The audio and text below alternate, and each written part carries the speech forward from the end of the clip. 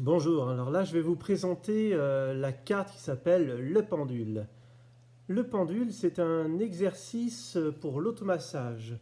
Quand on va pencher à droite, on va automasser le foie et la vésicule biliaire. Quand on va pencher à gauche, on va plutôt automasser la rate et le pancréas.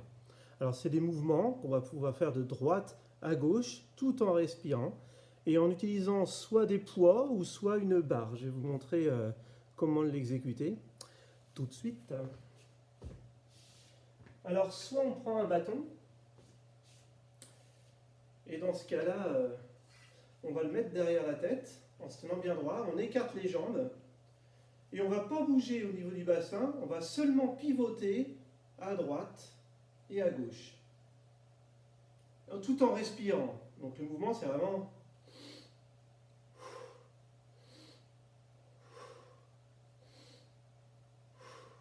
voilà. Si on le fait avec des poids, voilà, j'ai des poids comme ça, on va monter d'un côté en penchant et pareil de l'autre côté, on souffle par exemple après.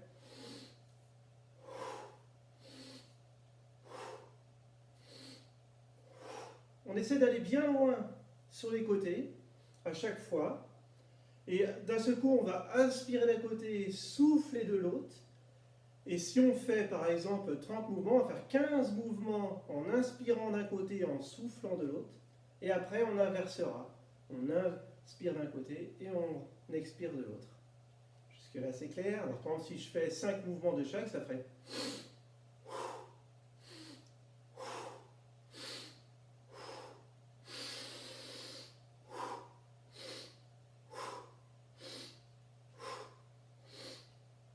Vous avez vu qu'à un moment, j'ai fait une grande inspiration sur 2 mouvements pour pouvoir changer de côté. Mais vous pouvez vous arrêter et reprendre de l'autre côté si vous n'avez pas l'habitude. Alors, ces mouvements-là, ils permettent donc d'automasser. Et il faut bien faire le mouvement en étant concentré sur ce qui travaille et surtout ne pas bloquer sa respiration. Vous l'avez bien vu, on respire fort, on fait des grandes amplitudes.